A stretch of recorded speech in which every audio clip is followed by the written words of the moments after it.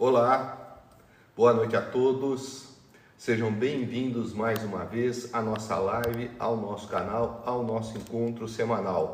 A oportunidade que nós temos aqui de nos reunirmos para podermos glorificar o nome de Deus, para podermos nos nutrir da sua santa e bendita palavra que está contida na Bíblia Sagrada, do pão da vida que é o alimento para a nossa alma.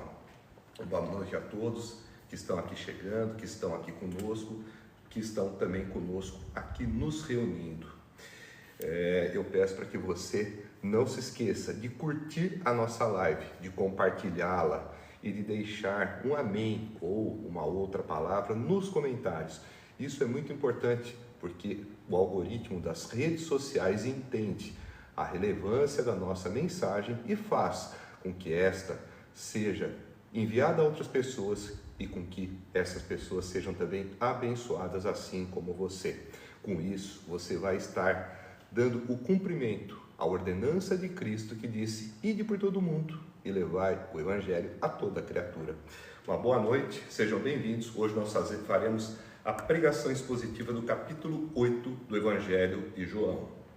Antes de nós darmos início à nossa mensagem, nós faremos uma breve recapitulação daquilo que é o Evangelho de João e também um breve panorama dos demais evangelhos que totalizam um número de 4 e que são encontrados no Novo Testamento. Nós temos 3 evangelhos que são chamados de evangelhos sinópticos: Mateus, Marcos e Lucas, e recebem esta denominação porque eles têm uma mesma perspectiva, um mesmo ponto de visão acerca do ministério de nosso Senhor Jesus Cristo. Já o Evangelho de João é um pouco diferente desses 3 que eu citei, dos 3 sinóticos, porque João ele faz uma descrição de Jesus com o objetivo imediato de mostrar ao leitor que ele é o Filho de Deus e também o próprio Deus que se encarnou. Não que os demais não tenham também esta tese defendida e sustentada ao longo de suas narrativas. Não, eles também fazem isso, mas é que o Evangelho de João foi escrito com este propósito de mostrar que Jesus era Deus e que Jesus é Deus. Porque na época em que ele foi escrito, a igreja nascente, a igreja primitiva, começava a se deparar com uma série de heresias que eram advindas, oriundas do gnosticismo grego, que entendia que o espírito era totalmente puro e a matéria totalmente corrompida, não podendo assim haver uma ligação, uma fusão de ambos, negando assim a própria encarnação de Jesus, a sua ressurreição e a própria obra da criação de Deus, que sendo uma obra que se manifesta no plano físico, ela não poderia ser feita por Deus, porque tudo aquilo que é matéria do entendimento deles era imperfeito. E existiam outras heresias, como a heresia de Cerinto, ou também, que tem uma vertente chamada de ebionismo, que acreditava, por exemplo, que Jesus ele era um homem comum que recebeu o Cristo cósmico no momento do seu batismo e que no momento em que morreu, o Cristo cósmico saiu dele. Ou seja, nem se fala na questão da ressurreição, da ascensão aos céus. Tinha também o docetismo, que dizia que Jesus era um espírito divino, mas ele não havia encarnado, ele só andava por aqui e quando se movia, quando se movimentava, nem pegadas ele deixava por onde ele passava. Todas heresias no sentido de tentar desconstruir quem de fato é o nosso Senhor Jesus Cristo, tentando desconstruir a sua encarnação, o fato dele ser Deus e de também ter sido plenamente homem quando encarnou. João, ao longo do seu evangelho, faz uma série de narrativas com o propósito de deixar bem claro para o leitor quem de fato é Jesus. E hoje, ao longo do capítulo 8, nós teremos também a oportunidade de conhecer melhor quem é Jesus, com palavras vindas e proferidas pelo próprio Jesus. Antes de iniciar a nossa exposição, faremos uma oração. Pai, eu peço a Ti para que me envie o Seu Espírito Santo, trazendo a iluminação necessária para que eu tenha a devida compreensão de cada palavra que eu encontrar ao longo de cada linha que eu ler. e para que o Teu Espírito Santo me dê também a inspiração necessária para que eu possa transmitir com clareza o significado de cada passagem, para que aqueles que me ouvirem possam encontrar nas minhas palavras a Tua revelação, revelação que eu também encontrei e encontrarei na Tua palavra, que é a Bíblia Sagrada. E para que as palavras que eu proferir, que vêm da Tua revelação, caiam no coração e nas mentes dos que me ouvirem e dos que me forem no futuro ouvir, e lá, como sementes em um solo fértil, elas venham a germinar, sob a ação divina do Teu Espírito Santo, que as ilumina e que as faz ali germinar, dando frutos para 100, para 60 e para 30, para a glória do Teu nome e de nosso Senhor Jesus Cristo. É o que eu te peço, humildemente, em nome de Jesus. Amém. Bom, vamos dar início, então, à nossa pregação expositiva do capítulo 8 do Evangelho de João. Você que já vem aqui nos acompanhando, se tiver interesse em conhecer as exposições anteriores, você pode consultar a nossa página nesta rede social, no Instagram ou na nossa página do YouTube. Capítulo 8. A primeira passagem, ela se inicia com as seguintes palavras. Jesus, porém, foi para o Monte das Oliveiras. Ao amanhecer, ele apareceu novamente no templo, onde todo o povo se reuniu ao seu redor, e ele se assentou para ensiná-lo. Os mestres da lei e os fariseus trouxeram-lhe uma mulher surpreendida em adultério. Fizeram-na ficar em pé diante de todos e disseram a Jesus: Mestre, esta mulher foi surpreendida em ato de adultério. Na lei, Moisés nos ordena apedrejar tais mulheres. E o Senhor, que diz? Eles estavam usando essa pergunta como armadilha, a fim de terem uma base para acusá-lo. Mas Jesus inclinou-se e começou a escrever no chão com o dedo. Visto que continuavam a interrogá-lo, ele se levantou e lhes disse: Se algum de vocês estiver sem pecado, seja o primeiro a tirar pedra nela. Inclinou-se novamente e continuou escrevendo no chão.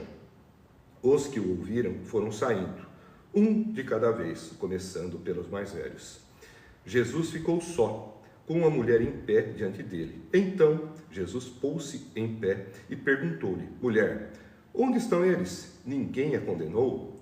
Ninguém, Senhor, disse ela. Declarou Jesus: Eu também não a condeno. Agora vá e abandone sua vida de pecado. E assim se encerra a primeira passagem, a primeira perícope do capítulo 8. Agora nós vamos fazer uma análise detalhada, meticulosa, versículo a versículo, para que nós possamos compreender o que todas essas palavras de fato têm a nos dizer. Jesus, porém, foi para o Monte das Oliveiras. Nós vemos aqui a narrativa se iniciando com uma conjunção adversativa, com um porém. Porém, Jesus, porém o quê? Foi para o Monte das Oliveiras. E qual seria a contrariedade que aqui nós encontramos? Quando nós voltamos para o final do capítulo 7, nós vemos que depois de um embate também acalorado com os fariseus, com os mestres da lei, com o povo, no final havia um homem chamado Nicodemos, que já havia aparecido no capítulo 3, que era um discípulo oculto de João, e que defendia Jesus diante ali dos fariseus, dizendo que a nossa lei não permitia que a gente acusasse ou condenasse um homem sem antes ouvi-lo. E aí disseram para Nicodemos: você também é da Galileia? Você também não sabe que de lá da Galileia não surge profeta? E aí diz: e todos foram para sua casa, cada um foi para sua casa. E aí então é que vem o porém, Jesus foi para o Monte das Oliveiras. Enquanto todos foram cada um foi para sua casa, Jesus foi para o Monte das Oliveiras. Jesus subiu a um lugar tranquilo, não porque lá ele estivesse mais perto de Deus. Deus é onipresente, está em todo lugar e Ele é o próprio Deus. Mas era ali que ele costumava ter a tranquilidade necessária para orar e para se colocar em comunhão com o Pai. Então, enquanto cada um foi para sua casa, Jesus foi para o Monte das Oliveiras e lá ele provavelmente orava e se colocava em comunhão com o Pai. Ao amanhecer, ele apareceu novamente no templo, onde todo o povo se reuniu ao seu redor e ele se assentou para ensiná-lo. Nós vemos nessa atitude de Jesus que ele se coloca no templo, que era um lugar público de maior visibilidade em Jerusalém. E lá ele fazia o quê? Ele se colocava a ensinar. O povo se punha ao redor dele e ouvia a autoridade dos seus ensinamentos. Isso nos mostra que a fé cristã é uma fé pública. Jesus não ensinava em oculto e nem se limitava a ensinar somente os seus discípulos. Não, ele estava ali no templo para que todos que estivessem ao seu redor pudessem ouvi-lo. Você tem feito isso? Você tem ido pelo mundo e pregado o Evangelho a toda criatura? Você tem falado de Cristo para quem você encontra, aonde quer que você esteja? Lembre-se disso. A fé cristã é uma fé pública. E Jesus aqui nos dá exemplo disso. Na sequência, os mestres da lei e os fariseus trouxeram-lhe uma mulher surpreendida em adultério. Isso nos dá uma ideia de que ela foi pega em flagrante delito, quando ela estava na consumação do ato. Ela provavelmente foi surpreendida dentro da sua cama, no seu leito, maculando o leito conjugal. E ali, então, foi pega, surpreendida. E aqui nos diz que fizeram-na ficar em pé diante de todos e disseram a Jesus: Mestre, essa mulher foi surpreendida em ato de adultério. Essa mulher foi colocada de uma forma constrangedora diante de todos, para que todos a vissem e soubessem o que ela tinha feito. Foi colocada de uma forma humilhante. E, diante dessa situação, eles expuseram o problema a Jesus. Mestre, esta mulher foi surpreendida em ato de adultério. Vocês vão perceber a hipocrisia desses homens, que nós vemos mais adiante, que estavam ali para testar Jesus e chamam ele de mestre, mas é pura hipocrisia. E eles dizem: na lei, Moisés nos ordena apedrejar tais mulheres. E o Senhor, que diz? Eles estavam usando essa pergunta como armadilha, a fim de terem uma base para acusá-lo. Aqui nós vemos uma série de contradições. Primeiro, se você chama alguém de mestre, você confia nessa pessoa e não vai estar procurando uma base para acusar, para tramar contra ele. Criar uma armadilha, fazer uma pergunta capciosa, colocar uma casca de banana no caminho de quem você chama de mestre e assim, em tese, o considera como instruído. E nós vemos aqui também uma outra contradição, porque eles dizem que na lei Moisés nos ordena apedrejar tais mulheres. Eles se esqueceram que a lei manda apedrejar a mulher e o homem também. Os dois, afinal de contas, o adultério, ele não ocorre de uma maneira isolada e individual. Havia ali também um partícipe que não foi apresentado e que deveria receber o mesmo rigor da lei que eles queriam aplicar à mulher. E nós vemos aqui que eles queriam ter uma base para acusar Jesus. Por quê? Eles imaginavam que diante desse cenário, qualquer decisão que Jesus tomasse, ele estaria se comprometendo. Se ele dissesse que não deveriam fazer nada para a mulher, ele estaria em desobediência à lei de Moisés. E isso traria condenação para ele. Se ele dissesse, por outro lado, que a mulher deveria realmente ser imediatamente apedrejada, o povo veria Jesus como uma pessoa sem compaixão, como alguém legalista, como alguém como os próprios fariseus, como alguém que não tinha piedade e nem perdoava ninguém. Eles queriam, de qualquer maneira, criar uma situação para que Jesus ficasse mal, independente da decisão. E nós vemos aqui que este julgamento que eles estavam em público querendo fazer, ele já era inicialmente injusto, porque havia duas pessoas que seriam culpadas, duas pessoas que teriam que ser acusadas de adultério, e só uma foi trazida. Então já há aí uma incoerência, uma injustiça na aplicação da lei, que eles tanto diziam se preocupar. Porque a lei, e a citação da lei está em Levítico e repetida em Deuteronômio, fala dos dois, do homem e da mulher. Na sequência, depois dessa pergunta, Jesus inclinou-se e começou a escrever no chão com o dedo. Ninguém sabe exatamente o que Jesus escrevia. Se eram os pecados daqueles que trouxeram a mulher, se eram os nomes dos supostos amantes que essa mulher talvez tivesse. Isso a Bíblia não nos diz, são meras especulações que alguns comentaristas chegam a hesitar. Na sequência, visto que continuavam a interrogá-lo, insistiam com Jesus, ele se levantou e lhes disse: se algum de vocês estiver sem pecado, seja o primeiro a atirar pedra nela. Inclinou-se novamente e continuou escrevendo no chão. Nós vemos aqui que Jesus, quando questionado de uma maneira desonesta como foi, quando chegaram para ele e disseram: mestre, essa mulher foi surpreendida em ato de adultério, e na lei Moisés nos ordena apedrejar tais mulheres. E o Senhor que diz? Nós vemos que ele não respondeu, ficou escrevendo, e como insistiram, então, aí ele disse, ele devolveu a pergunta: se algum de vocês estiver sem pecado, seja o primeiro a tirar a pedra nela. Isso nos mostra que Jesus, melhor do que qualquer um deles, conhecia a lei. Porque o que acontece?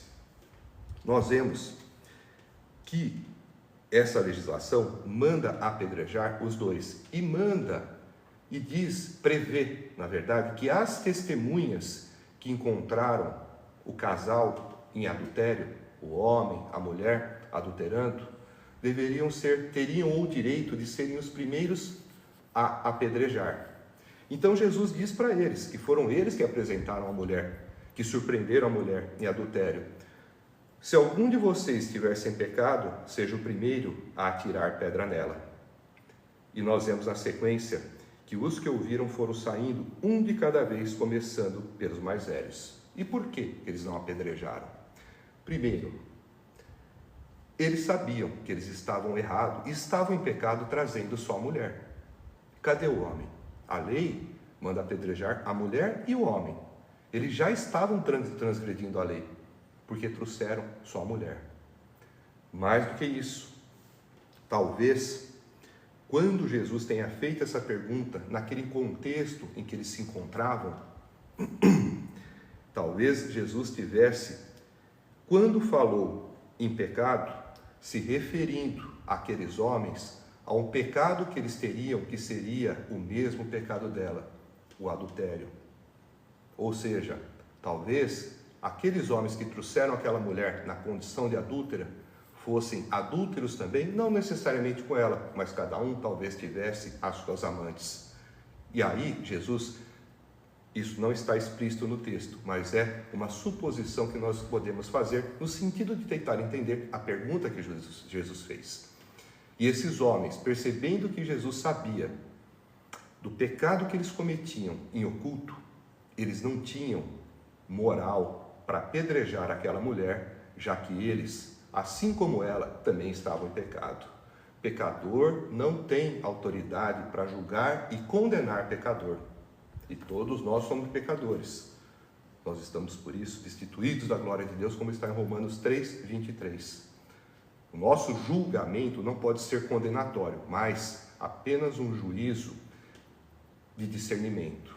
Quando vemos algo certo, nós devemos saber se é certo. Quando vemos algo errado, nós devemos saber que é errado. Nós não devemos, entretanto, dizer: você vai para o inferno por causa disso, porque o juízo final é de Deus. Agora, quando nós vemos alguém fazendo algo errado e nós não estamos incidindo nesse mesmo erro, nós temos autoridade sim para repreender essa pessoa, não no sentido condenatório, mas no sentido de dar a ela esclarecimento para que ela saia do erro. E nós vemos aqui, na sequência, que Jesus, os que ouviram saíram um a um, começando pelos mais velhos, e Jesus ficou só, com a mulher em pé diante dele. Então, Jesus pôs-se em pé e perguntou-lhe: mulher, onde estão eles? Ninguém a condenou. E ela responde: ninguém, Senhor. E declarou Jesus: eu também não a condeno. Agora vá e abandone sua vida de pecado. Nós temos aqui uma imagem clara de que Jesus, ele tem compaixão e misericórdia de nós. Ele declara: eles não te condenaram? Ele pergunta: ninguém te condenou? E ela diz: ninguém, Senhor, eu também não a condeno. Porém, ele coloca aqui também uma situação de adversidade. Agora vá e abandone sua vida de pecado. Você está perdoada, mas você deve renunciar à sua vida de pecado. Você deve mudar a sua atitude e a sua posição com relação à prática do pecado. Aqui Jesus coloca a ela uma condição, depois de receber o perdão, de sair, que é a condição de sair da sua vida de pecado. Que pecado é esse? O pecado do adultério. Nós vemos hoje um discurso humanista e um discurso açucarado em boa parte dos pregadores. As pessoas não querem pregar um evangelho de confronto, um evangelho que mostra para o indivíduo a sua condição de pecado. O que se vê hoje são pessoas pregando a respeito da teologia da prosperidade, a respeito da autoajuda, a respeito da busca pela felicidade, dizendo que nós estamos aqui e que devemos procurar aqui sermos felizes. Mesmo que para isso nós tenhamos que transgredir certas regras que antigamente eram consideradas como pecado. Não vou me aprofundar nesse tema do relativismo e nem daquilo que se tem hoje de uma concepção pós-moderna ou pós-verdade das Escrituras, aonde se tenta desconstruir o caráter imutável de Deus e a sua lei e a sua vontade, com o intuito de fazer com que o homem tenha liberdade para fazer aquilo que quer, sem que venha a incorrer na prática do pecado. Então, o que nós vemos aqui é que Jesus a perdoa, mas Jesus também exige dela uma mudança de atitude, saindo da vida de pecado. Portanto, não se iluda. Se você estiver em pecado e alguém lhe vier passando a mão na cabeça, alguém lhe vier oferecendo um evangelho açucarado, dizendo que Deus aceita tudo, que Deus tolera qualquer coisa, que Deus te aceita como você é. Não. Ele aceitou a mulher. Ele a manteve junto dele. Ele a perdoou, mas exigiu que ela saísse da vida de pecado. Portanto, não se sinta confortável se você estiver em pecado. Peça perdão a Deus, se arrependa e saia da vida de pecado.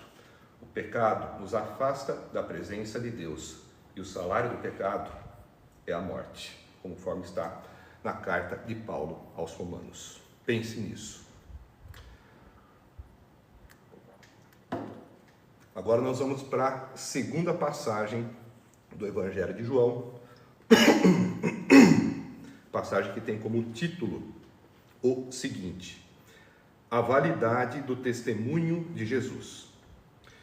Falando novamente ao povo, Jesus disse: eu sou a luz do mundo. Quem me segue nunca andará em trevas, mas terá a luz da vida. Os fariseus lhe disseram: você está testemunhando a respeito de si próprio, o seu testemunho não é válido.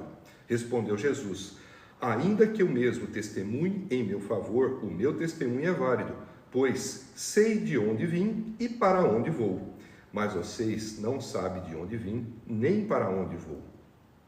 Vocês julgam por padrões humanos. Eu não julgo ninguém. Mesmo que eu julgue, as minhas decisões são verdadeiras, porque não estou sozinho. Eu estou com o Pai que me enviou. Na lei de vocês está escrito que o testemunho de 2 homens é válido. Eu testemunho acerca de mim mesmo, A minha outra testemunha é o Pai que me enviou. Então lhe perguntaram: onde está o seu pai? Respondeu Jesus: vocês não conhecem nem a mim, nem a meu pai. Se me conhecessem, também conheceriam a meu pai. Ele proferiu essas palavras enquanto ensinava no templo, perto do lugar onde se colocavam as ofertas. No entanto, ninguém o prendeu, porque a sua hora ainda não havia chegado. Mais uma vez, Jesus lhes disse: eu vou embora, e vocês procurarão por mim e morrerão em seus pecados. Para onde vou, vocês não podem ir. Isso levou os judeus a perguntarem: será que ele irá matar-se? Será por isso que ele diz: para onde vou, vocês não podem ir? Mas ele continuou: vocês são daqui de baixo, eu sou de lá de cima. Vocês são deste mundo, eu não sou deste mundo. Eu lhes disse que vocês morrerão em seus pecados. Se vocês não crerem que eu sou, de fato, morrerão em seus pecados. Quem é você? Perguntaram eles. Exatamente o que tenho dito o tempo todo, respondeu Jesus. Tenho muitas coisas para dizer e julgar a respeito de vocês, pois aquele que me enviou merece confiança e digo ao mundo aquilo que dele ouvi. Eles não entenderam que lhes estava falando a respeito do Pai. Então Jesus disse: quando vocês levantarem o Filho do Homem, saberão que eu sou e que nada faço de mim mesmo, mas falo exatamente o que o Pai me ensinou. Aquele que me enviou está comigo e ele não me deixou sozinho, pois sempre faço o que lhe agrada. Tendo dito essas coisas, muitos creram nele. Essa é a segunda passagem do capítulo 8 do Evangelho de João, e vamos fazer o mesmo procedimento que fizemos com a passagem anterior. Aqui nós vemos o início com as seguintes palavras. Falando novamente ao povo, Jesus disse: eu sou a luz do mundo. Quem me segue nunca andará em trevas, mas terá a luz da vida. Essa é uma das frases mais emblemáticas e famosas de Jesus. Eu sou a luz do mundo. E nós vemos que ele disse isso ao povo. Depois que ele teve um desfecho daquele episódio em que a mulher que foi pega em adultério lhe foi apresentada, que todos saíram, que ele perdoa a mulher e que ela é confrontada e exortada a mudar de atitude, a deixar o pecado, ele volta a ensinar no templo e ali ele diz: eu sou a luz do mundo. Quem me segue nunca andará em trevas, mas terá a luz da vida. Esse eu sou a luz do mundo faz parte de uma das 7 autodeclarações de Jesus, quando ele diz: eu sou o pão da vida, eu sou a luz do mundo, eu sou a porta, eu sou o bom pastor, eu sou a ressurreição, a vida, eu sou o caminho, a verdade e a vida, e eu sou a videira verdadeira. Esta declaração, eu sou a luz do mundo, tem um significado muito profundo, porque a luz, ela é entendida dentro da cosmovisão bíblica como o conhecimento, como a revelação, como a oposição às trevas e às obras do mal. A luz é aquilo que nos faz conhecer a realidade em que nós estamos. É através da luz que, de uma maneira natural e não espiritual, nós conseguimos visualizar os objetos que nos cercam. Sem a luz, os objetos não refletem o seu brilho, não permitem que a nossa retina capte as suas imagens e possam, assim, nos mostrar aquilo que está ao nosso redor. Sem a luz, nós tropeçamos por onde andamos. Isso num sentido literal e natural. E sem a luz do mundo, a qual se refere Jesus, nós tropeçamos dos nossos pecados. Nós sujamos e machucamos os nossos pés por onde andamos, por um mundo que está enlameado pelo pecado. É através da luz que nós temos condição de enxergar por onde andamos, de podermos ver aonde pisamos, de podermos nos desviar dos obstáculos e dos percalços que encontramos, e assim nos esquivarmos de nos machucarmos e até de virmos a cair. é a luz no sentido espiritual.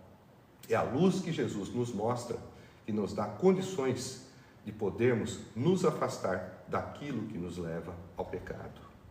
Ele é o farol, ele serve para nos apontar o caminho para onde devemos andar. Ele também é a luz que serve de referência para onde devemos ir para podermos encontrar a salvação, para que ele possa nos salvar.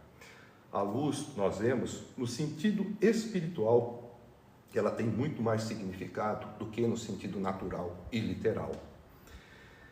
Eu sou a luz do mundo, quem me segue nunca andará em trevas, mas terá a luz da vida.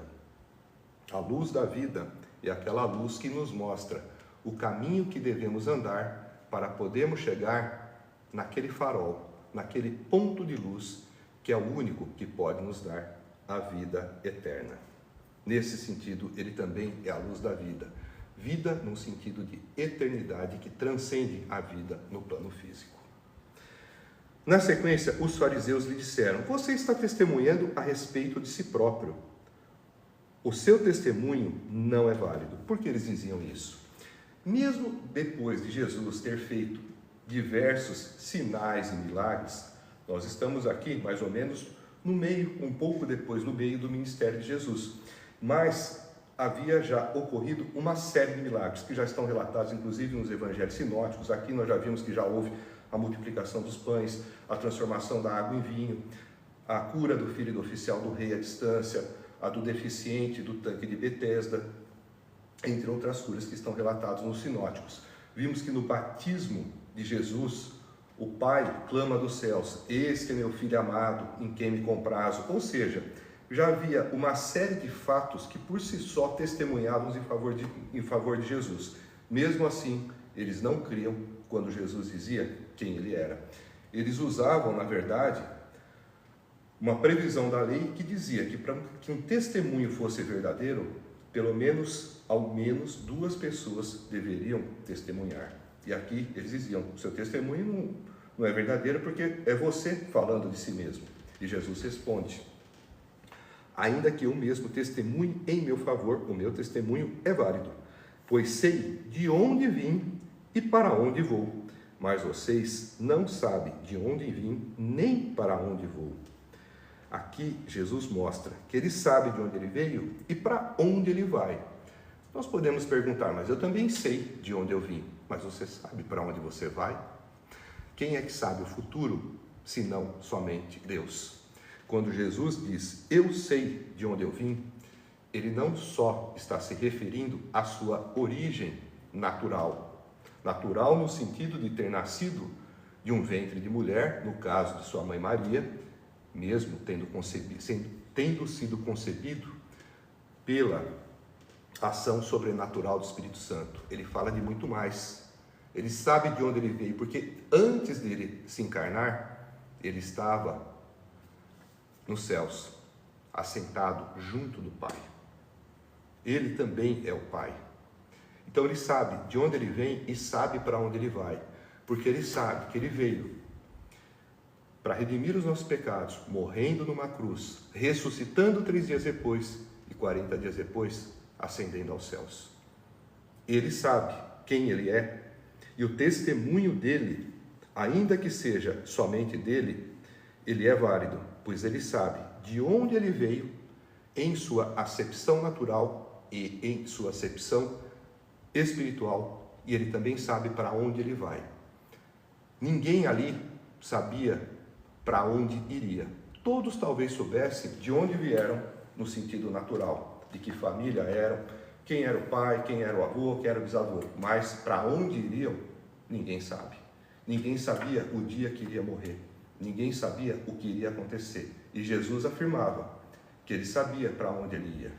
Isso também nos mostra a consciência e a sabedoria, em suma, a própria onisciência de Jesus acerca de si mesmo, e acerca também dos fatos que estavam ocorrendo além dele mesmo. Ele sabia de tudo o que iria acontecer ao longo do seu caminho e ao longo do seu ministério, até culminar com a sua morte, com a sua ressurreição e depois com a sua ascensão. Na sequência ele diz: vocês julgam por padrões humanos, eu não julgo ninguém. Mesmo que eu julgue, as minhas decisões são verdadeiras porque não estou sozinho, eu estou com o Pai que me enviou. Aqui ele fala também palavras bastante profundas. Por quê? Ele mostra para aqueles que fazem uma acusação caluniosa, no sentido de Jesus estar dando um falso testemunho quando fala ele de si mesmo, que ele não julga conforme padrões humanos, os outros julgam conforme padrões humanos. E o que é julgar conforme padrões humanos?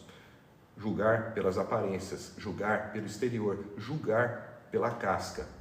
Eles viam Jesus como um homem normal, como um ser humano natural, falando, e pela aparência exterior não conseguiam compreender e acreditar nas coisas que eles ouviam. Eles faziam um julgamento humano. E o que não seria um julgamento por padrões humanos? Seria um julgamento divino. E Deus julga como? Deus sonda o nosso coração e examina a nossa mente. Quando nós olhamos para os 10 mandamentos e nós olhamos para o 10º mandamento, que diz não cobiçarás, nós podemos analisar que este mandamento em particular é o único mandamento que só Deus pode analisar. O primeiro que diz amar a Deus sobre todas as coisas, o segundo que diz para não fazer imagem de escultura, o terceiro que diz para não usar o nome de Deus em vão, o quarto que é para guardar o sábado, o quinto que é honrar pai e mãe, o sexto que é para não cometer homicídio, não matarás, o sétimo que é não adulterarás, o oitavo que é não dar falso, o oitavo que é não furtarás, o nono que é não dar falso testemunho. Todos esses 9 é possível externamente nós avaliarmos para saber se o indivíduo está pecando. Agora o último, que é não cobiçar, esse só Deus sabe, porque é um pecado que ocorre na intimidade do indivíduo, na mente e no coração. E só Deus sonda nossas mentes e os nossos corações. Isso é julgar segundo um padrão divino, diferente do que é julgar segundo o padrão humano, que é pelas aparências, é pela casca, é somente por aquilo que se vê. E aí Jesus completa: eu não julgo ninguém. Mesmo que eu julgue, as minhas decisões são verdadeiras porque não estou sozinho, eu estou com o Pai que me enviou. Nós sabemos que Jesus, na sua primeira vinda, sabemos que ele está para voltar, mas sabemos que na sua primeira vinda, ele não veio para julgar, mas veio para nos salvar. Jesus veio como um cordeiro, mas voltará como um leão. Veio para nos salvar, veio para nos perdoar, veio para morrer em nosso lugar, mas voltará para nos julgar. Ele veio, nasceu numa manjedoura, morreu numa cruz, mas há de voltar em poder e glória nas nuvens, junto com os anjos de Deus. Então nós vemos que aquele que veio como cordeiro também voltará como leão, que aquele que veio como advogado também voltará como juiz. Então Jesus aqui, naquele contexto, ele diz que eu não julgo ninguém, porque ele veio para nos salvar, veio como nosso advogado nessa sua primeira vinda. Mas mesmo que ele julgasse, as decisões dele, os juízos dele seriam verdadeiros porque ele não estava sozinho. Eu estou com o Pai que me enviou. E o Pai, aquilo que nós falamos, faz um juízo divino e ele está com o Pai, ele é o Pai, ele não está sozinho. E o juízo dele é conforme o juízo do Pai.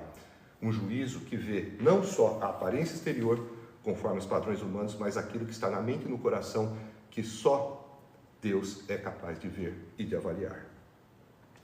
E Jesus continua: na lei de vocês está escrito que o testemunho de 2 homens é válido. Eu testemunho acerca de mim mesmo, a minha outra testemunha é o Pai que me enviou. Como que nós podemos entender essa passagem? Jesus está ali dizendo quem ele é. E se nós olharmos para trás do ato do batismo, quando Deus do céu clamou: este é meu filho amado, em quem me comprazo, nós vemos que ali o Pai deu testemunho a respeito dele também. Portanto, 2 testemunhas. E nós vemos que esse ato de Deus clamar do céu acerca do seu filho amado também se repete no episódio da transfiguração, que ocorre mais adiante. Então, tudo isso faz com que as palavras de Jesus tenham validade, tenham valor e sejam verdadeiras. E mesmo assim, os escribas, os mestres da lei, os fariseus, eles não creem naquilo que Jesus diz. Então lhe perguntaram: onde está o seu pai? Respondeu Jesus: vocês não conhecem nem a mim, nem a meu pai. Se me conhecessem, também conheceriam a meu pai. Eles continuam não tendo um entendimento de quem era Jesus. Eles perguntavam onde estava o seu pai, no sentido de perguntar acerca do pai de nascimento natural. Talvez aqui eles se referissem a José, talvez nem soubessem que Jesus tinha um pai adotivo, que era José, visto que ele foi concebido de forma natural pelo Espírito Santo, tendo somente de natureza carnal uma mãe. O fato é que eles perguntavam: onde está o seu pai? Pai, com letra minúscula aqui, se referindo ao pai de filiação natural. E respondeu Jesus: vocês não conhecem nem a mim nem a meu pai. Se me conhecessem, também conheceriam a meu pai.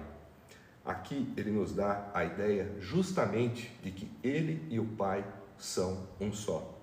Como nós sabemos, dentro do conceito da Trindade, que é um único Deus que se manifesta por meio de 3 pessoas, Pai, Filho e Espírito Santo, que quem conhece a Jesus, conhece também ao Pai.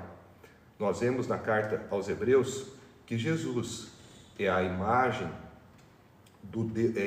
visível do Deus invisível. A forma de expressão mais perfeita de Deus é a própria pessoa de Jesus. Então, é o que ele diz: vocês não conhecem a mim, nem a meu Pai. Se me conhecessem, também conheceriam a meu Pai. Porque ele e o Pai são um só. Ele proferiu essas palavras enquanto ensinava no templo, perto do lugar onde se colocavam as ofertas. No entanto, ninguém o prendeu, porque a sua hora ainda não havia chegado.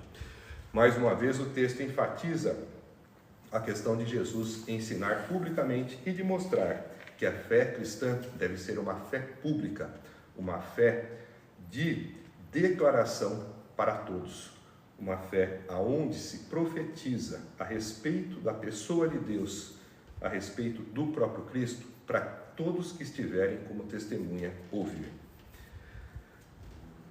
Mas nós vemos também que mesmo com tudo isso que ele disse, que muito desagradou aos seus ouvintes, ele não foi preso. E por quê?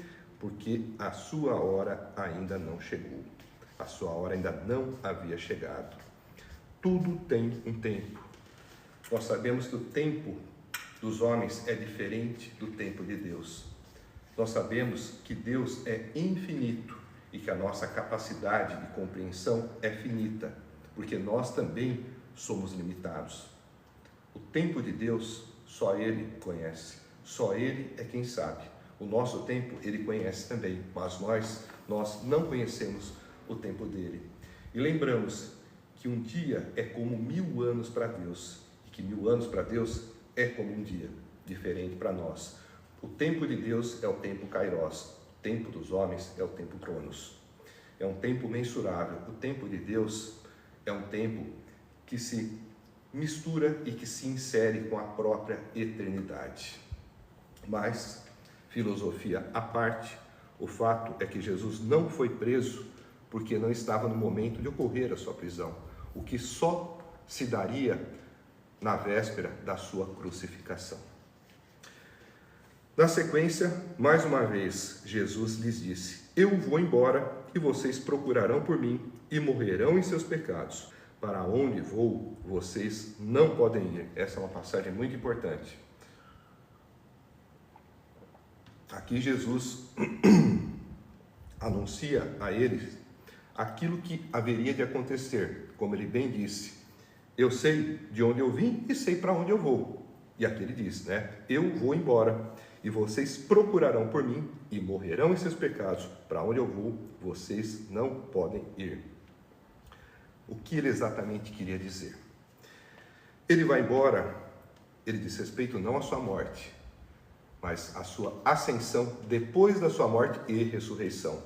Quando ele ascendesse, ele não estaria mais aqui. Eles iriam procurar por ele e eles iriam morrer em seus pecados. Isso quer dizer que eles iriam procurar por Jesus, não no sentido de quem busca a pessoa de Cristo como Senhor, mas como quem busca a Cristo como quem persegue a um criminoso. E eles não iriam achar, e eles iriam morrer nos seus pecados, porque o único que poderia perdoá-los dos pecados era Cristo, que estava ali diante deles e que eles não queriam reconhecer, receber e crer.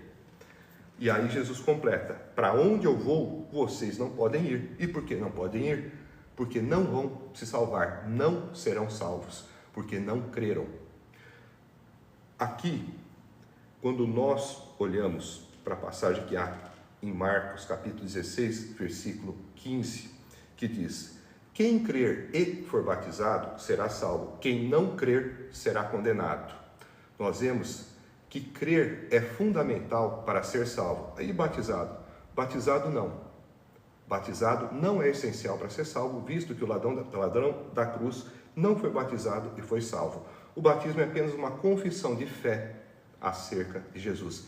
Tem uma importância enorme do ponto de vista sacramental e do ponto de vista apologético, de defesa da fé, mas não é um instrumento na salvação como a fé. Tanto que a Escritura diz: quem crer e for batizado será salvo, quem não crer será condenado. Não é quem não for batizado será condenado, é quem não crer. Então nós vemos em Marcos 16, 15, quem crer e for batizado será salvo, quem não crer será condenado.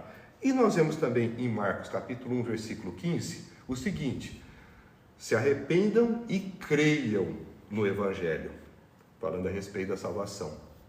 E nós vemos em João capítulo 3, aqui mesmo no Evangelho de João, que quem não nascer de novo não pode ver o reino de Deus.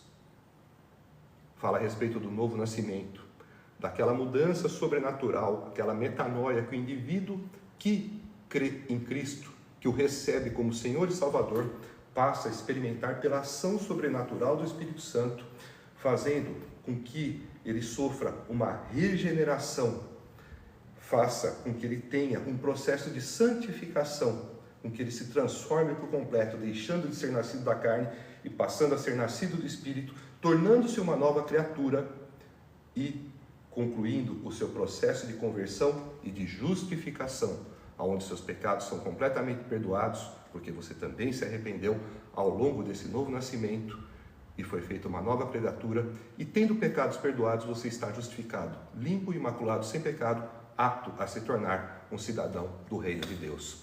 Esses homens aqui não vão entrar, não, para onde eu vou, vocês não podem ir. Ou seja, eles não podem ir para o reino de Deus. Por quê?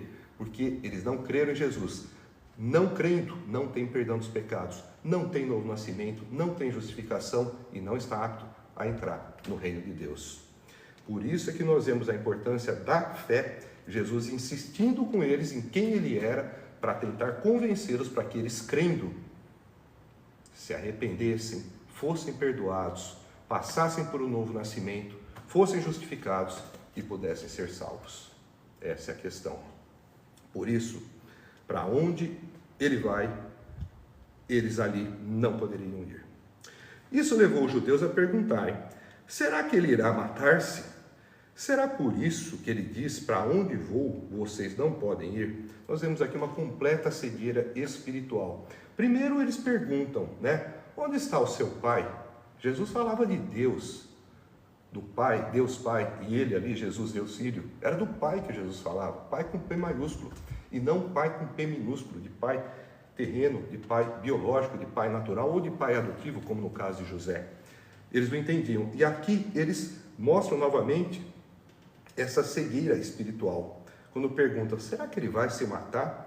Será por isso que ele diz: para onde vou, vocês não podem ir? Porque imaginava-se, tinha uma crença naquela época que quem cometia suicídio ia para um lugar onde não seria encontrado, um lugar ruim, enfim, o Sheol, enfim. O fato é que eles não tinham discernimento do que Jesus falava, de quem ele era, quem era o pai dele e para onde ele ia.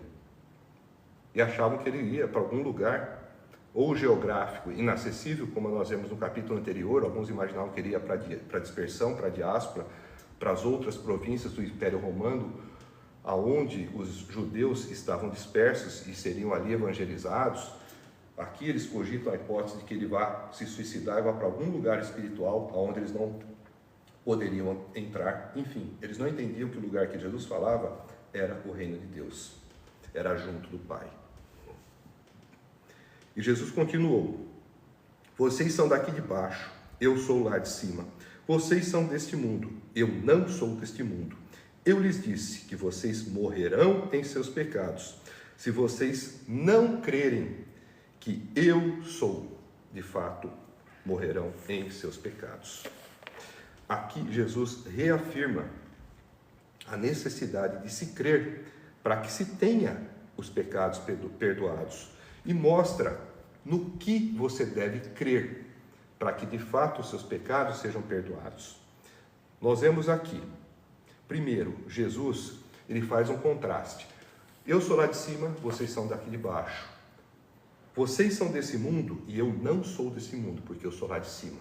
Mostrando a diferença de natureza entre Jesus e os seus interlocutores, para mostrar também o porquê que eles não conseguiam entender nada daquilo que Jesus falava. E Jesus avança com seu raciocínio dizendo: eu lhes disse que vocês morrerão em seus pecados, se vocês não crerem que eu sou. O que é eu sou para o judeu? Eu sou, em maiúsculo, eu, maiúsculo, sou, também com S maiúsculo. É uma autodeclaração de Deus. É uma alusão ao que está em Êxodo, capítulo 3, quando Moisés perguntou ao Senhor: o que eu devo dizer para o povo a respeito de quem me comissionou? E aí Deus diz a Moisés: diga que eu sou te comissionou. Ou seja, é uma autodeclaração de que Jesus é Deus. E ele explica com isso quem ele é e no que eles devem crer. Devem crer em Jesus, não que ele existiu como um homem histórico, como um profeta, como um espírito de luz, como um espírito evoluído, como um avatar, como um mestre ascenso, como um professor, como um reformador social, como um ativista político. Não, não, não. É como Deus. Porque só Deus tem poder para perdoar pecados. Se você não crê em Jesus, crendo que ele é o próprio Deus, o Filho de Deus, Deus encarnado entre nós, você não precisa crer em nada. Porque é somente esta fé, a fé salvífica, que pode te trazer a salvação, porque é por meio dela que se obtém o perdão dos pecados. Você tem que crer que ele é Deus, para que você tenha os seus pecados perdoados, porque só Deus pode perdoar pecados. Então aqui Jesus enfatiza essa necessidade de se crer, e se crer que ele de fato é Deus, o eu sou, senão eles vão morrer em seus pecados.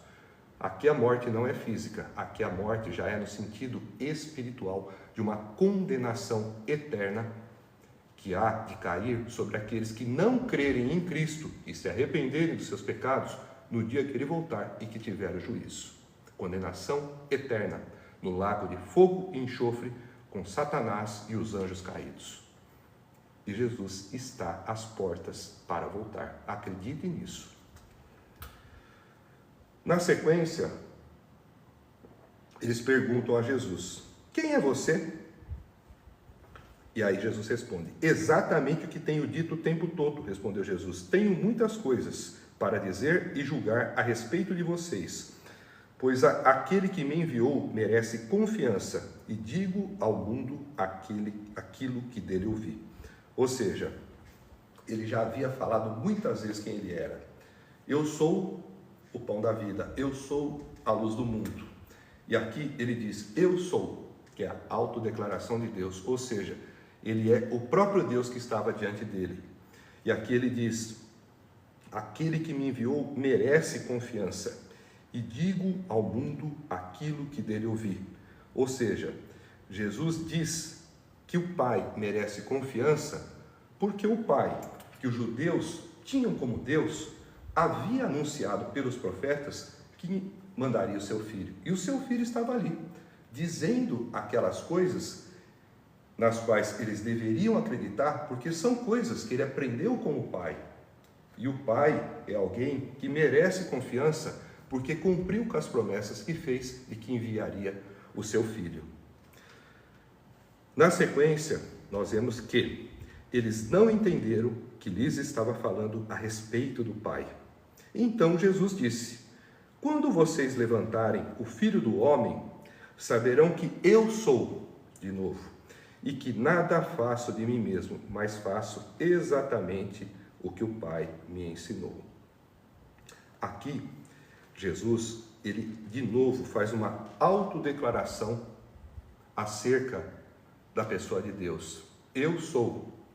E ele também diz, usando um título que só ele mesmo costuma usar, que ele usa para si mesmo, dizendo que ele é o próprio Deus, que ele é o Filho de Deus, quando ele diz o Filho do Homem. E ele diz que ele não faz nada dele mesmo, mas ele não fala nada, não faço nada de mim mesmo, mas falo exatamente o que o Pai me ensinou. Primeiro ele diz que ele é o Filho do Homem. Filho do Homem é o mesmo que Filho de Deus. Depois ele diz, eu sou, que é uma autodeclaração acerca da pessoa de Deus. E depois ele diz que ele fala exatamente o que o Pai ensinou. Ou seja, se é exatamente o que o Pai ensinou, é igual o que o Pai ensinou. Portanto, ele é o Filho de Deus, ele é o próprio Deus, e ele fala exatamente o que Deus fala, se colocando em absoluta igualdade com a pessoa de Deus. E na sequência, ele ainda diz, aquele que me enviou está comigo, ele não me deixou sozinho, pois sempre faço o que lhe agrada. Tendo dito essas coisas, muitos creram nele. Aqui nós vemos que ele e o Pai são um só. O Pai envia, mas também está junto. E o Pai está junto, por quê? Porque Jesus, sendo Filho, mas sendo também Deus, ele se esvazia da sua glória para poder estar entre nós, mas ele se mantém em obediência e em submissão, enquanto ele está entre nós. E isso faz com que o Pai não se afaste dele. Isso faz com que ele esteja constantemente em comunhão e em harmonia com o Pai. Portanto, ele não está sozinho. O Pai está sempre com ele, porque ele faz aquilo que agrada o Pai. E nós vemos na sequência, tendo dito essas coisas, muitos creram nele. Esse creram que nós encontramos aqui, ele merece uma análise um pouco mais rigorosa. Nós vamos ver logo na sequência que esses mesmos que creram, eles parecem que não creram, porque eles começam a questionar Jesus. Será que isso seria uma contradição das Escrituras? Claro que não. Porque aqui muitos creram nele, nós vamos perceber que esta fé era uma fé em que Jesus era o Messias dentro da acepção judaica e da expectativa judaica do Messias. Um libertador político-religioso, um libertador político-militar, como se fosse um novo Davi, aquele que viria libertar o povo do jugo romano, da opressão do império estrangeiro, não como aquele que viria para ser o redentor e o libertador do pecado. Então, quando nós vemos a passagem seguinte, nós precisamos fazer uma reinterpretação e uma correta exegese do verbo crer no final dessa passagem, que é uma fé em Jesus, não como o Messias, o Filho de Deus, mas como o Messias na visão judaica da época, que esperavam a vinda de um libertador político-militar. Na sequência, nós vamos para a terceira passagem, mas antes eu quero te deixar aqui uma pergunta. Quem é Jesus para você? Como já falei ao longo da nossa exposição, ele é um enviado, ele é um espírito de luz, ele é um espírito evoluído, ele é um avatar, ele é um profeta, ele é um libertador político militar, ele é um líder religioso, é um fundador de religião, ele é um mestre ascenso, ele é um Chohan, ou ele é Deus? Pense nisso.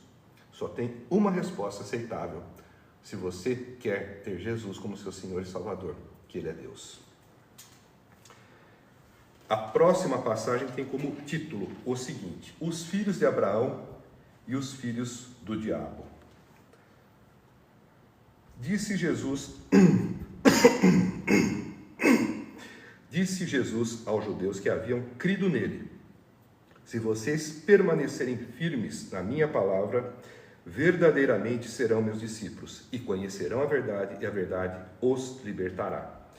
Eles lhe responderam: somos descendentes de Abraão e nunca fomos escravos de ninguém. Como você pode dizer que seremos livres? Jesus respondeu: digo-lhes a verdade. Todo aquele que vive pecando é escravo do pecado. O escravo não tem lugar permanente na família, mas o filho pertence a ela para sempre. Portanto, se o filho os libertar, vocês de fato serão livres.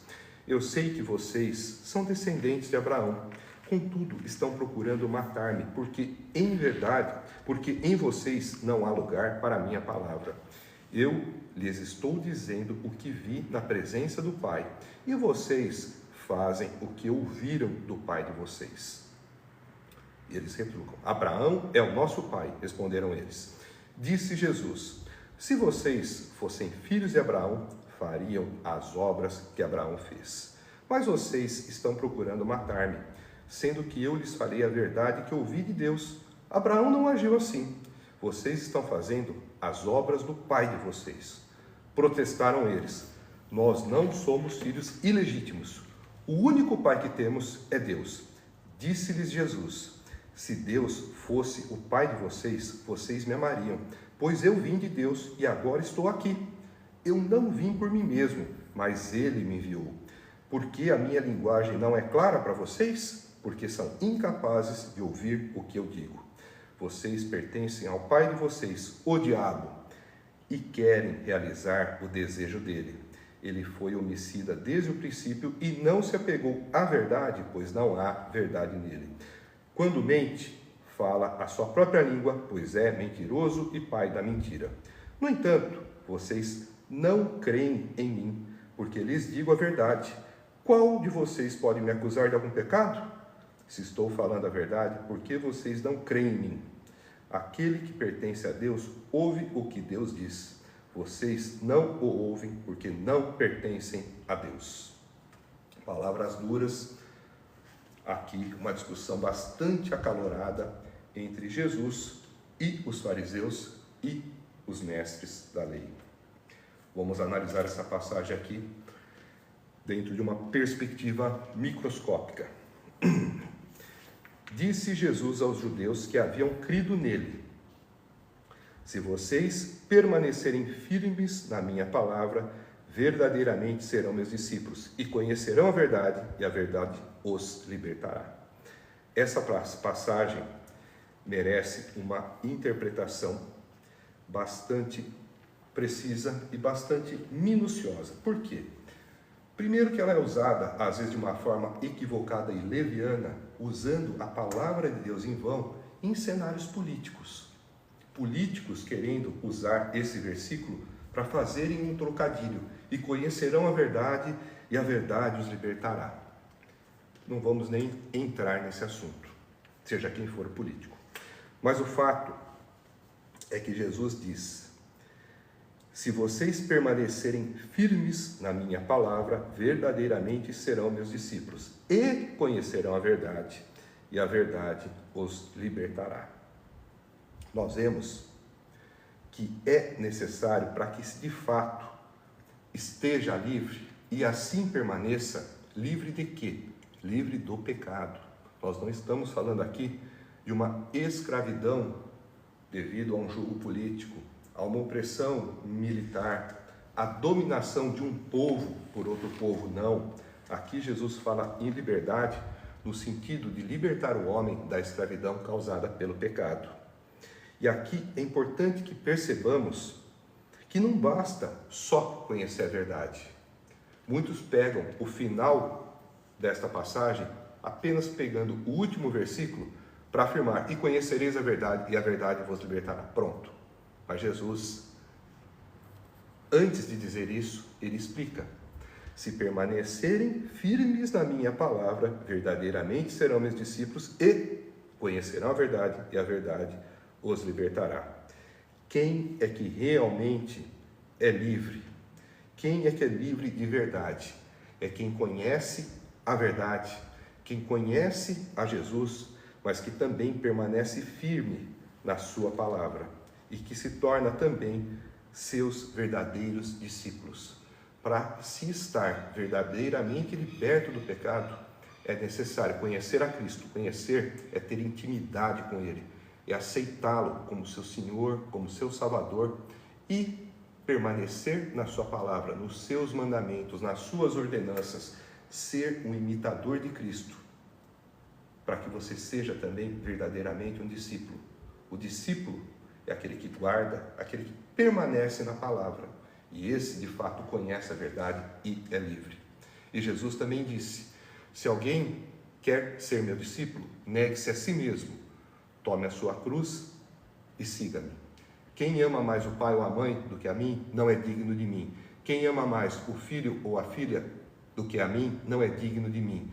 E quem não toma a sua cruz e não me segue, não é digno de mim. Só para que a gente possa entender o que é ser um verdadeiro discípulo e que tipo de permanência você deve ter para que você permaneça e guarde a palavra.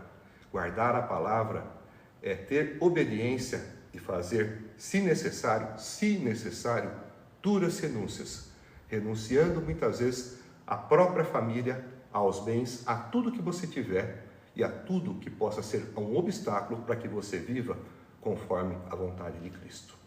Isso é guardar a palavra, isso é ser um verdadeiro discípulo, isso é conhecer a verdade e estar de fato liberto do pecado.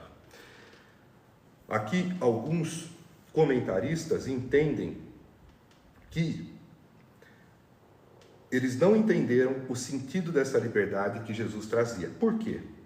Porque eles responderam: somos descendentes de Abraão e nunca fomos escravos de ninguém. Como você pode dizer que seremos livres? Primeiro, uma ignorância daqueles que se diziam conhecedores da lei, fariseus, mestres da lei ou escribas. Por quê? Primeiro, Jesus não falava de uma libertação político-militar, falava da libertação do pecado. Agora, eles afirmarem que por serem descendentes de Abraão nunca foram escravos de ninguém, como assim? A gente sabe que o povo de Deus passou, a partir dos descendentes de Abraão, de Isaac, de Jacó e dos 12 filhos de Jacó, a partir de José, ficaram por quase 400 anos cativos no Egito. Então, houve escravidão. Depois, o reino do norte foi levado em 722 cativo para a Síria. O remanescente do povo de Deus, principalmente das tribos de Benjamim e Judá, que permaneceram em Jerusalém e no reino de Judá, ou reino do sul, foram levados cativos para a Babilônia do ano de 605 a 586. Depois que saíram do cativeiro, por volta de 538, cerca de 70 anos depois, eles vieram a enfrentar também a opressão dos gregos, os Seleucidas, Antíoco Epifânio. Como nunca foram escravos de ninguém? Nem a própria história deles eles conheciam. E diziam que nunca foram escravos. Foram escravos sim, e muitas vezes. E de muitos povos diferentes. Além da opressão que tiveram no período de Juízes. Tá? Então foram cativos no Egito, foram libertos do Egito, tiveram opressão de 7 diferentes povos durante o período de Juízes. Parte do povo foi cativo na Síria, parte do povo foi cativo na Babilônia. Os que sobraram depois enfrentaram a opressão dos Seleucidas, que eram gregos, principalmente na pessoa de Antíoco Epifânio. Portanto, nem da história deles eles conheciam. Vemos aqui também uma outra cegueira espiritual. E uma cegueira também no sentido de ignorância acerca da própria história e acerca da história relatada nas Escrituras de quem eles se diziam conhecedores. E Jesus respondeu: digo-lhes a verdade, todo aquele que vive pecando é escravo do pecado. O escravo não tem lugar permanente na família, mas o filho pertence a ela para sempre. Aqui nós vemos um contraste entre filho e escravo. Todo aquele que vive pecando é escravo do pecado. Se você faz uma coisa repetida, no caso aqui o pecado, é porque você precisa fazer aquilo para se satisfazer em alguma coisa. O indivíduo, por exemplo, que mente, ele precisa mentir para ter alguma vantagem. O que rouba, ele precisa roubar para ter alguma vantagem. O que está em adultério, ele pratica o adultério porque aquilo dá alguma vantagem, ainda que essa vantagem mais para frente venha a ter consequências. E o indivíduo muitas vezes não consegue sair dessa condição que ele está por conta das vantagens que ele obtém. Então ele fica escravo do pecado. E aqui ele diz: o escravo não tem lugar permanente na família, mas o filho pertence a ela para sempre. Ou seja, de que família ele está falando? Da família natural? Não, claro que não. Aqui Jesus está constantemente no embate com fariseus e mestres da lei, falando de coisas espirituais para pessoas que são naturais. E nós vemos aqui um embate acalorado pela falta de capacidade de compreensão por parte dos ouvintes acerca das palavras de Jesus. Jesus fala de coisas espirituais para homens naturais, homens que não têm a mente de Cristo, homens que não passaram por um novo nascimento, homens que não compreendem palavras de sabedoria divina, pois só têm um conhecimento humano. E aqui, quando ele fala de família, ele está já antevendo a família divina, a família de Deus. O escravo não tem lugar permanente na família, mas o filho pertence a ela para sempre.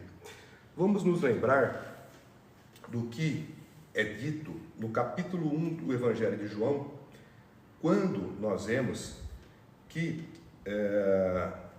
o evangelista relata que Jesus deu poder ou deu direito a todos aqueles que o receberem, vírgula, a saber, os que nele crerem, de serem feitos ou de se tornarem filhos de Deus. Portanto, existe uma condição que faz com que o homem, que é criatura divina, deixe de ser criatura e se torne filho de Deus. Nós às vezes ouvimos um discurso com uma intenção de ser politicamente correta, uma intenção de ser politicamente correto, ou de ser um discurso palatável aos ouvidos, que diz: somos todos filhos de Deus. Será? Não. O Filho de Deus é o que recebe Jesus Cristo, a saber, o que nele crê. Receber é crer, e é crer dentro daquilo que as Escrituras prevêem, crendo nele como Filho de Deus e como o próprio Deus, como aquele que tem poder, e o único que tem poder para perdoar os nossos pecados. Portanto, o escravo não tem lugar permanente na família, ou seja, o escravo é aquele que permanece no pecado. Por que ele permanece no pecado? Porque ele não tem a Cristo, porque ele não foi transformado, porque ele não recebeu o Espírito Santo, não passou por um novo nascimento. Esse indivíduo, ele é escravo, ele não é filho, ele não permanece na família. Já o filho, ele pertence a ela e fica com ela para sempre. Deixa eu ver sobre o pecado da luxúria. Depois a gente vê. Então, aqui o que nós vemos, tá, é um confronto colocando acerca da destinação que terão aqueles que permanecem escravos no pecado e que não permanecem na família, e aqueles que se tornam filhos e que ficam para sempre na família. Para se tornar filho, fazer parte da família de Deus, é necessário que você receba Jesus Cristo como Senhor e Salvador, e a partir daí você se torne filho por adoção. O filho, ele tem as suas dívidas pagas, ele ganha um novo nome, e ele também tem herança, ele tem a ressurreição do corpo, ele tem o reino de Deus, ele tem a vida eterna. E é isso que eles não estão entendendo, que eles não vão ter acesso a esses benefícios porque vivem no pecado.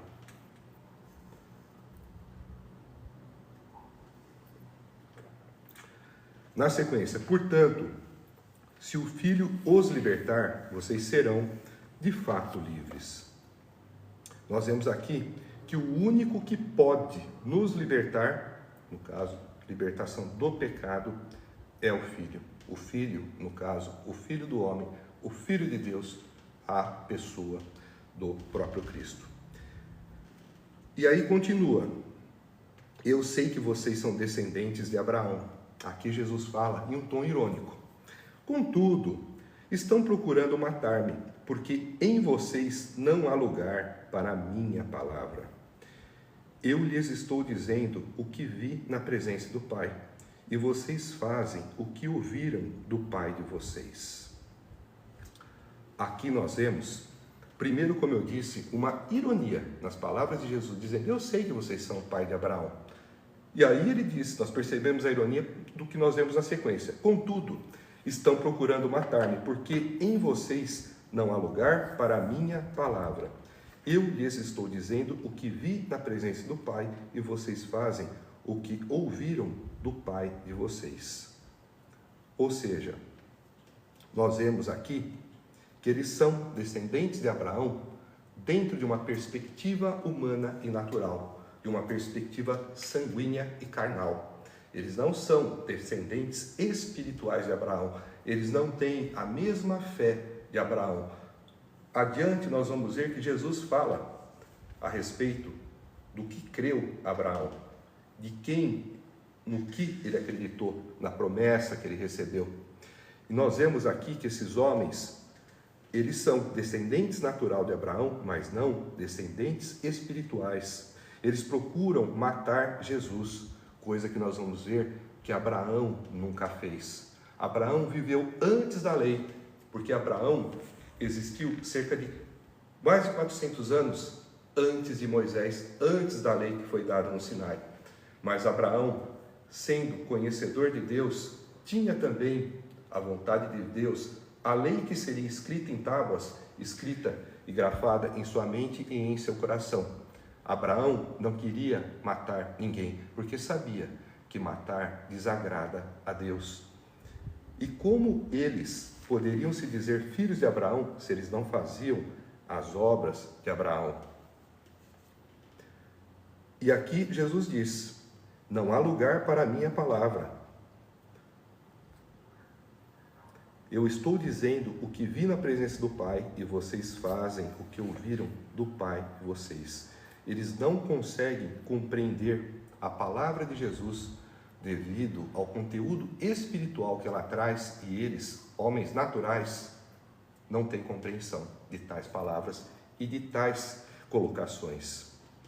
E aqui Jesus diz: vocês fazem o que ouviram do Pai de vocês. Naturalmente, Jesus não está falando aqui de Abraão. Nós vamos ver mais adiante quem é o pai desses homens a quem Jesus lhes atribui filiação. Jesus vai engenhosamente construindo um raciocínio para mostrar para esses homens que eles são filhos do diabo, que o diabo é o pai deles. Eles não são filhos de Abraão e nem filhos de Deus.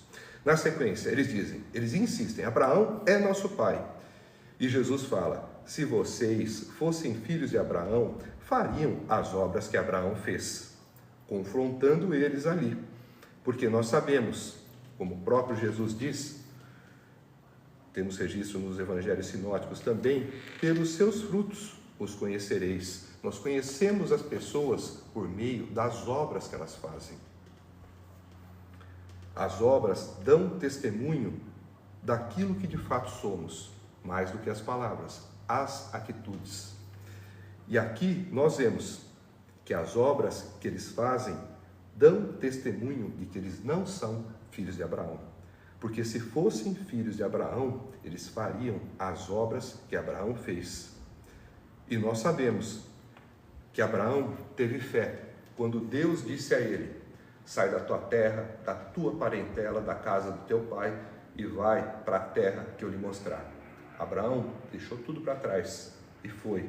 Levou o seu sobrinho Ló, levou também seus pais, mas seguiu em direção à terra que Deus indicou, crendo que um dia ele chegaria lá, acreditando na promessa, sem ver a terra diante dos seus olhos, ele assim caminhou.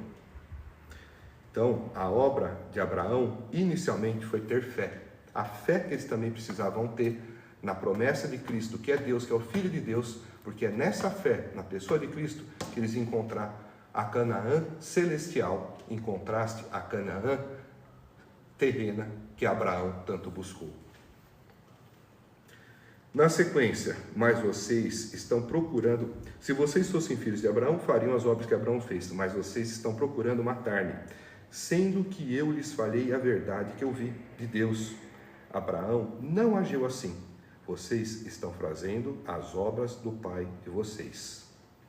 Mais uma vez aqui, Jesus constrói um argumento dentro de uma lógica, apresentando evidências por meio de obras, para mostrar que eles não podem ser filhos, espiritualmente falando, de Abraão, porque eles querem matar, e Abraão não matou ninguém. Abraão não agia assim. Abraão foi obediente a Deus. Abraão está na galeria dos heróis da fé, da carta aos Hebreus, e é chamado de pai da fé, é conhecido como pai da fé. E esses homens não têm fé. Abraão seguiu para uma terra sem ver essa terra. Eles estavam diante do próprio Deus, em quem eles deveriam crer, de quem as Escrituras falavam, e eles não acreditavam, eles não tinham fé, mesmo vendo o próprio Deus encarnado diante deles. Mais do que isso, eles tentavam matar o Filho de Deus. Era essa a intenção que eles tinham. Intenção esta que Abraão nunca teve. Mas vocês estão procurando matar-me, sendo que eu lhes falei a verdade que eu ouvi de Deus. Abraão não agiu assim. Vocês estão fazendo as obras do pai de vocês. E na sequência eles protestam. Não somos filhos ilegítimos. O único pai que temos é Deus. Quando eles dizem não somos filhos ilegítimos, eles fazem, na verdade, uma afronta, uma ofensa a Jesus. O termo ilegítimo, no original em grego, significa porneia. Porneia é uma forma de se referir às diversas práticas imorais do ponto de vista sexual, como a fornicação, que é o sexo antes do casamento, como o adultério, que é o sexo fora do casamento, como, por exemplo, a prostituição, como a homossexualidade e como também a própria pornografia. Tudo isso, dentro deste vocábulo grego chamado porneia, você pode colocar. É tudo isso representado por um mesmo vocábulo, segundo os estudiosos acerca do idioma grego aplicado às Escrituras. Então eles fariam aqui uma referência de que Jesus talvez fosse um filho bastardo, não fosse um filho biológico de José, como ele de fato não era, ele era filho de Maria pela concepção sobrenatural do Espírito Santo. Mas eles não acreditavam que Jesus havia sido concebido pela ação do Espírito Santo, achavam que Maria havia engravidado, porque teria tido relações com um outro homem e não com seu futuro esposo José. O único pai que temos é Deus, eles afirmam. Então, primeiro eles se declaram filhos de Abraão e depois eles se declaram filhos de Deus. Primeiro o pai deles é Abraão, depois o pai deles é Deus. Disse-lhe Jesus: se Deus fosse o pai de vocês, vocês me amariam, pois eu vim de Deus e agora estou aqui. Eu não vim por mim mesmo, mas Ele me enviou. Porque a minha linguagem não é clara para vocês? Por que não? Porque são incapazes de ouvir o que eu digo. Aqui, novamente, nós vemos que quem não é de Deus não reconhece quem é de Deus. Quem não é de Deus não compreende o que fala aquele que é de Deus. É exatamente isso, é uma cegueira e uma surdez espiritual. É como se eles não tivessem olhos e ouvidos para ver, para compreender aquilo que Jesus falava, aquilo que é naturalmente compreensível para quem é nascido de novo, é incompreensível para o velho homem que ainda é nascido da carne. Na sequência, vocês pertencem ao pai de vocês, o diabo, e querem realizar o desejo dele. Ele foi homicida desde o princípio e não se apegou à verdade, pois não há verdade nele. Quando mente, fala a sua própria língua, pois é mentiroso e pai da mentira. Aqui, Jesus os confronta diretamente, fazendo aquela correlação entre obras e filiação, entre obras e paternidade, no sentido de mostrar que eles não poderiam ser filhos de Abraão e muito menos filhos de Deus. Por quê? Eles estavam querendo matar algo que a lei de Moisés condena, algo que não existia na lei nos tempos de Abraão, porque a lei ela veio depois de Abraão, mas que Abraão não agia no sentido de matar ninguém. Então, isso nos mostra, de fato, que eles estavam completamente equivocados acerca de quem eles eram filho e acerca de quem lhes era pai. As obras deles, principalmente a intenção de matar Jesus, mostravam que eles não poderiam ser filhos de Abraão e nem filhos de Deus.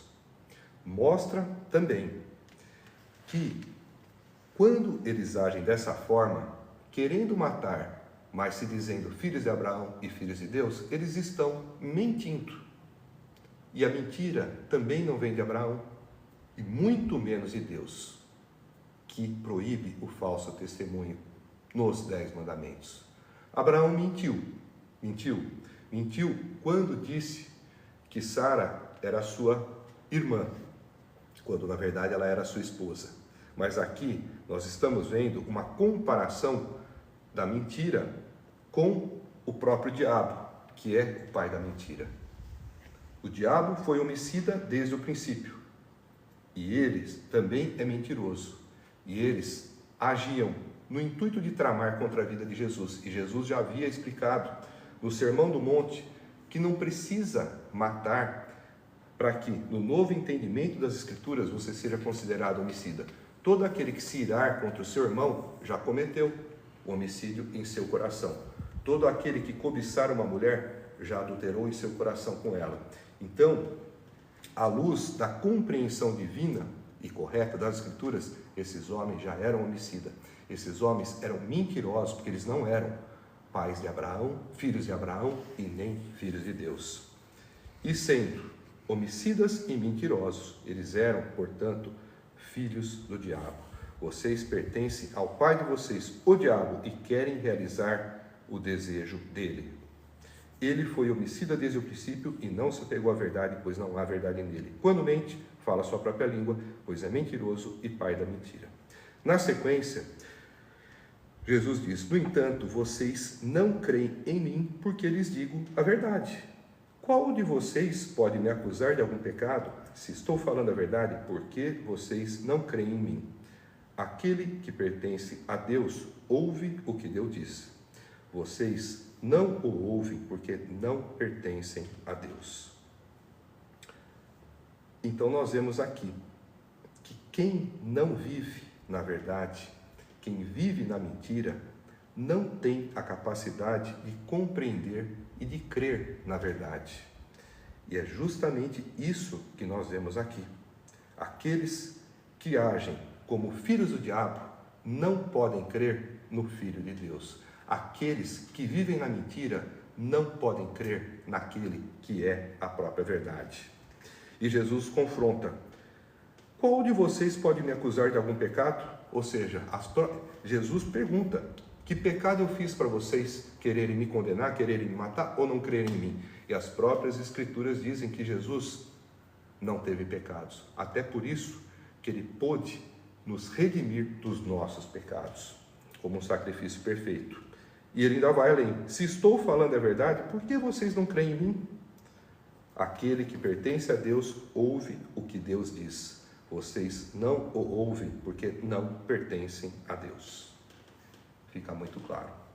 Quem não é de Deus não compreende quem é de Deus. Quem vive na mentira não compreende, não aceita e não crê quem vive na verdade. A pergunta que eu deixo é: e você? É filho de quem? Você faz as obras de quem? Você se declara filho de Deus e faz as obras de Deus? Cuidado para não se dizer filhos de Deus e estar fazendo as obras do diabo. Pense nisso. Pelos seus frutos os conhecereis. Jesus falou isso aos seus discípulos acerca dos falsos profetas que haveriam de vir nos tempos do fim. Mas isso pode ser aplicado a cada um de nós, quando nós pensamos que somos uma coisa e muitas vezes, pelo que fazemos, somos outra. Pensem e pensemos nisso.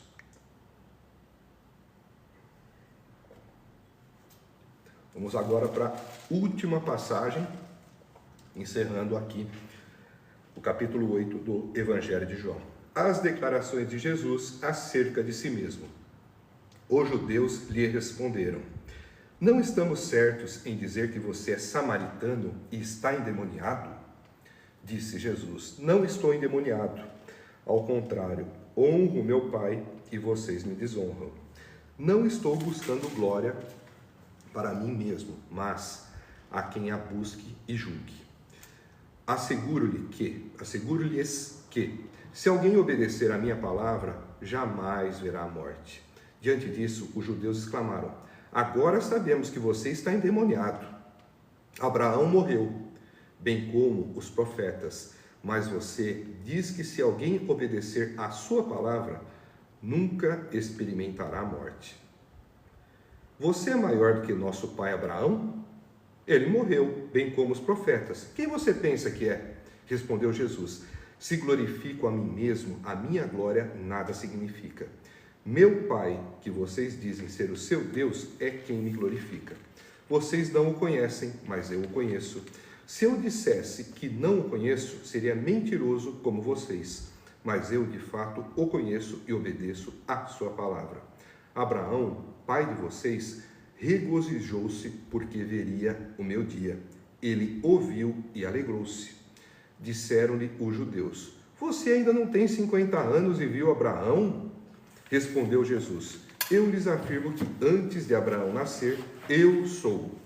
Então eles apanharam pedras para apedrejá-lo, mas Jesus escondeu-se e saiu do templo. Vamos analisar essas palavras. Depois de Jesus ter dito: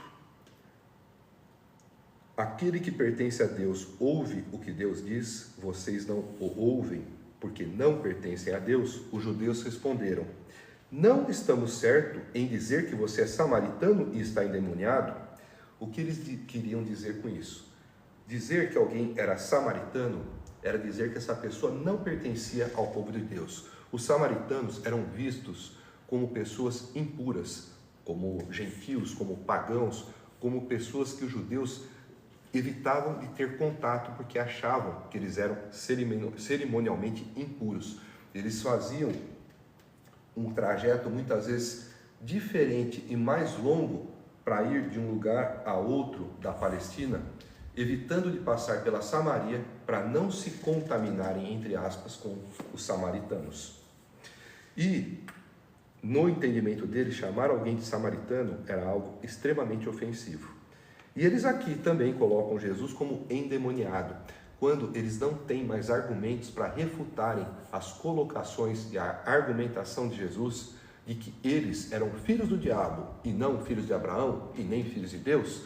Eles começam a atacar Jesus: você está endemoniado. Ou seja, tentando tirar a autoridade da pessoa de Jesus para esvaziar a autoridade das suas palavras. E nós vemos que Jesus diz: não estou endemoniado. Ele não diz: não sou samaritano, não fazendo acepção de pessoas, porque ele veio para todos. Veio para gregos, veio para judeus, veio para romanos, veio para gentios, veio para todos nós. Inclusive, nós temos a passagem, os capítulos anteriores, em que Jesus vai ao encontro de uma mulher samaritana. Ela era samaritana e era mulher. Nós lembramos que o povo da época de Jesus era preconceituoso contra as mulheres e contra os samaritanos. E ele vai ao encontro dessa mulher no poço de Jacó. Mas só para lembrar, Jesus não se importa de ser chamado de samaritano, mas o que o incomoda é de ser chamado de endemoniado. E ele diz: não estou endemoniado, ao contrário, honro o meu Pai e vocês me desonram. Ou seja, alguém que está endemoniado não vai honrar a Deus, honrar o Pai. E ele diz: não estou buscando glória para mim mesmo, mas há quem a busque e julgue. Ou seja, quando ele diz: não estou buscando para mim glória, ele mostra humildade e submissão. Ele não busca a própria glória, mas ele procura honrar, glorificar ao Pai. Ele mostra humildade e submissão. E é esse comportamento exemplar de Jesus que serve também para mostrar por que ele tem unidade com o Pai. Porque ele está em obediência, ele está em submissão, ele tem humildade para caminhar conforme a vontade do Pai e não conforme a sua própria vontade. Asseguro-lhes que, se alguém obedecer a minha palavra, jamais verá a morte. Aqui, Jesus, mais uma vez, enfatiza a necessidade de se crer nele, porque só vai obedecer às palavras dele quem der crédito à pessoa dele. E aqui ele coloca: jamais verá a morte, como uma referência clara à vida eterna que recebem aqueles que nele creem. Na sequência, diante disso, os judeus exclamaram: agora sabemos que você está endemoniado. Ou seja, duvidando das palavras de Jesus e se indignando com o fato dele dizer que quem nele crer jamais verá a morte. E eles dizem, nós vemos aqui que Jesus mostra a sua autoridade divina, porque autoridade para dizer que ele tem predomínio sobre a morte é uma forma indireta de se autodeclarar também Deus. E eles, não aceitando essa colocação, novamente vêm com o argumento: você está endemoniado. E aí eles tentam argumentar dizendo o seguinte: Abraão morreu, bem como os profetas, mas você diz que se alguém obedecer à sua palavra, nunca experimentará a morte? Você é maior do que nosso pai Abraão? Ele morreu, bem como os profetas. Quem você pensa que é? Olha novamente a cegueira espiritual. Jesus já havia feito muitos sinais e milagres a essa altura do seu ministério. E mesmo assim, os judeus resistiam em crer em quem ele era. E respondeu Jesus: se glorifico a mim mesmo, a minha glória nada significa. Meu Pai, que vocês dizem ser o seu Deus, é quem me glorifica. E como que Deus glorifica Jesus? Pelo poder que dá a ele de fazer coisas que só Deus faz: transformar água em vinho, ressuscitar pessoas, curar os enfermos, multiplicar os pães, andar sobre as águas, ou seja, ter domínio sobre todo tipo de enfermidade, sobre todo tipo de demônio, ter autoridade sobre os elementos da natureza, combinando e rearranjando as partículas elementares, fazendo uma reorganização a ponto de formar átomos, moléculas e aquilo que for necessário para que pães e peixes se multiplicam, para que a água seja transformada em vinho, e domínio sobre as leis naturais, sobre a própria força da gravidade, a ponto de tornar-se menos denso para poder flutuar sobre a água. Isso é uma forma de mostrar que Deus glorifica a ele, além do fato de Deus, clamando do céu, ter dito durante o batismo: este é meu filho amado, em quem me comprazo. Por isso, da resposta que Jesus deu: se glorifica a mim mesmo, a minha glória nada significa. Meu Pai, que vocês dizem ser o seu Deus, é quem me glorifica, dando poder para fazer tais feitos e declarando dos céus sobre quem Jesus é. E Jesus continua: vocês não o conhecem, mas eu o conheço. Se eu dissesse que não o conheço, seria mentiroso como vocês. Mas eu, de fato, o conheço e obedeço à sua palavra. Aqui Jesus novamente mostra a sua intimidade com o Pai e mostra justamente que ele conhece aquilo que eles não conhecem. Ele vem do Pai, ele conhece o Pai e não pode dizer que não conhece, até para mostrar uma falsa modéstia. Afinal de contas, ele estaria sendo mentiroso. E ele conhece e obedece à sua palavra. Como antes ele havia dito, que aqueles que conhecem a verdade e serão libertos são os que se tornam verdadeiramente seus discípulos, são aqueles que guardam as suas palavras. E ele exorta as pessoas a guardarem as palavras dele, da mesma forma que ele obedece à palavra do Pai. E aí ele diz: Abraão, pai de vocês, regozijou-se porque veria o meu dia. Ele o viu e alegrou-se. Quando foi que Abraão viu o dia de Jesus? Nós podemos entender que foi em Gênesis, capítulo 12, quando Deus disse a ele que dele viria aquele que seria bênção para todas as nações. Já ali anunciando que seria da descendência de Abraão que viria o Messias, que viria Jesus. E aqui, na sequência, disseram-lhe os judeus: você ainda não tem 50 anos e viu Abraão? Eles não entendem absolutamente nada do que Jesus estava dizendo. Absolutamente nada. Cegueira espiritual, novamente aqui se manifestando. Nós temos também passagens na Bíblia onde Deus se materializa e se encontra com Abraão, como numa passagem antes da destruição de Sodoma e Gomorra, que Abraão recebe 3 homens e um deles seria o próprio Senhor.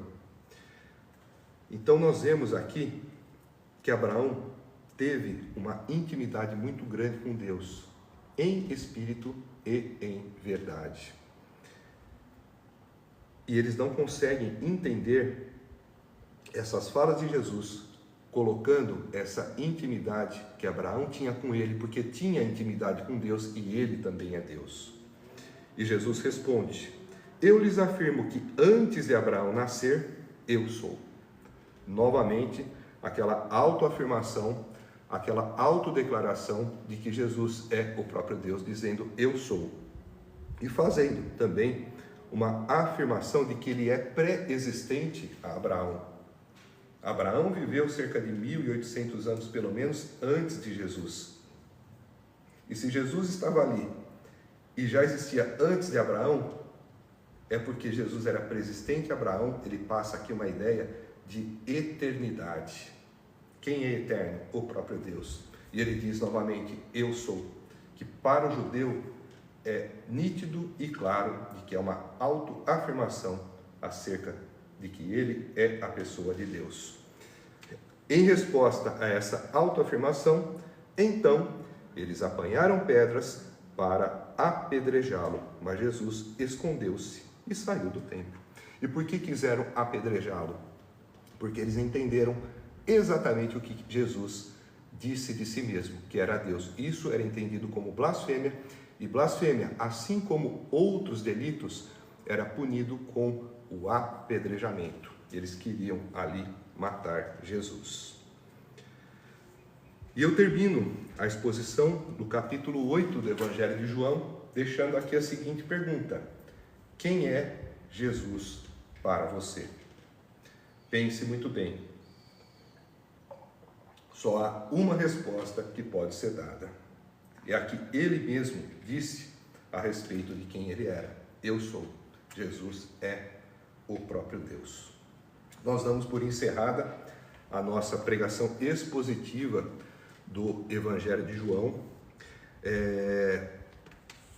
Eu agradeço a cada um de vocês que esteve aqui conosco. Essa live vai ficar gravada.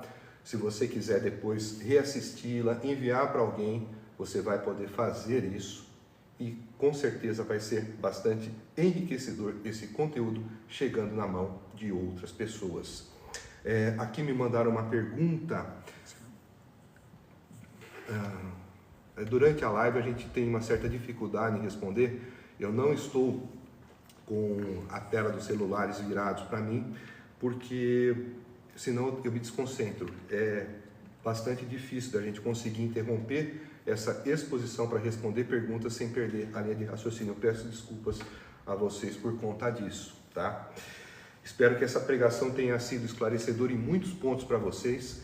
O Evangelho de João, ele é um evangelho de uma teologia cristocêntrica profunda, que precisa muitas vezes de um estudo para que se tenha uma correta interpretação, um entendimento e uma aplicação de tudo que está aqui.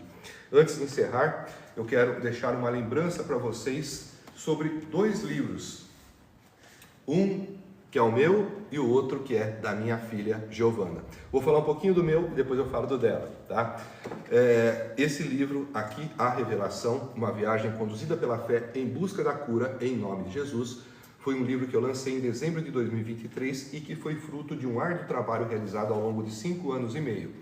Esse livro, ele foi feito com o intuito de relatar as experiências que tive no mundo espiritual, onde recebi a instrução necessária com o propósito de capacitação para o meu ministério de cura.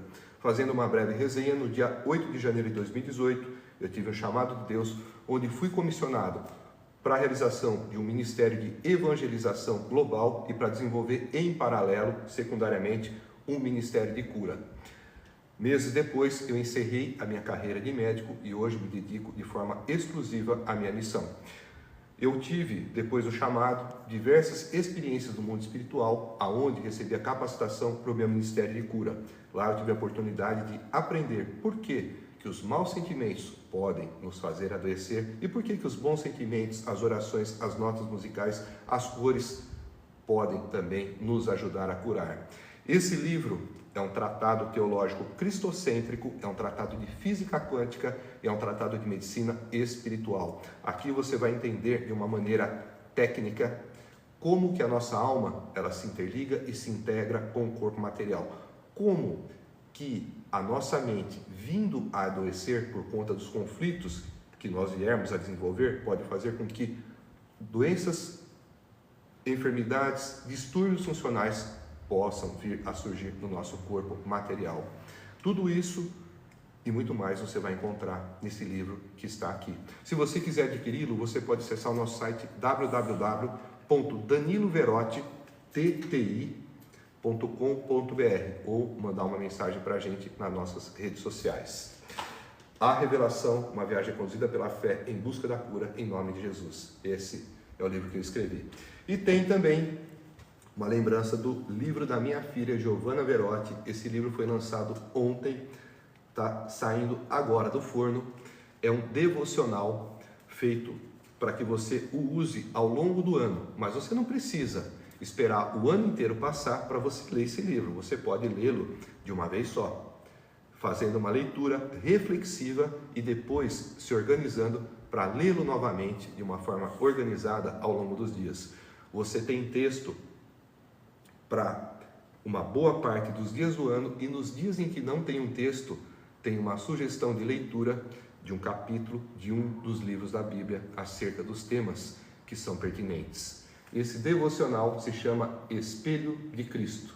Minha filha Giovana Verotti, ela tem 16 anos, publicou esse livro, lançou ele ontem na Bienal de São Paulo, também estive na Bienal fazendo a exposição do meu livro. Os dois são editados pela editora Alprint, e esse devocional tenho certeza que vai te trazer uma grande proximidade com Deus, te dá a oportunidade de desenvolver uma intimidade com o Criador e vai também te despertar o desejo e o interesse de mergulhar e se aprofundar na Bíblia Sagrada, nas Sagradas Escrituras, para conhecer a essência da pessoa de Deus. Esse devocional você pode também adquiri-lo entrando em contato conosco pelas redes sociais. Espelho de Cristo, de autoria da minha filha Giovana. Quiserem dar uma olhadinha por dentro, tem esse desenho aqui.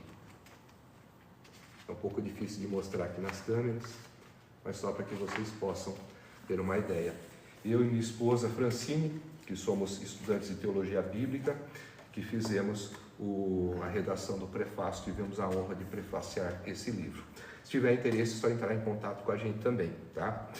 Obrigado mais uma vez, pessoal. Antes da gente aqui se despedir, vamos fazer uma oração de encerramento.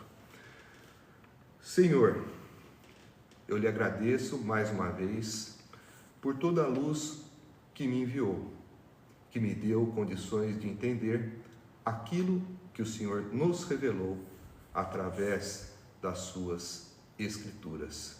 Agradeço a Ti também, ó Senhor, por toda a inspiração que recebi para poder transmitir aquilo que entendi, para que os outros também possam entender e possam aplicar o que o Senhor nos ensinou, o que o Senhor nos revelou quando aqui conosco o Senhor encarnou, quando o Senhor tabernaculou entre nós na pessoa de nosso Senhor Jesus Cristo. Peço para que o Senhor envie o Espírito Santo a cada um de nós, a cada um daqueles que ouviu esta pregação, para que as palavras que foram plantadas nos solos férteis das mentes e dos corações possam germinar para Te glorificar, dando frutos para 100, para 60 e para 30, para a glória do Teu nome e de nosso Senhor Jesus Cristo. É o que eu peço humildemente a Ti, em nome de Jesus. Amém. Obrigado, pessoal. Uma boa noite a todos. Amanhã tem uma live extra que nós vamos fazer.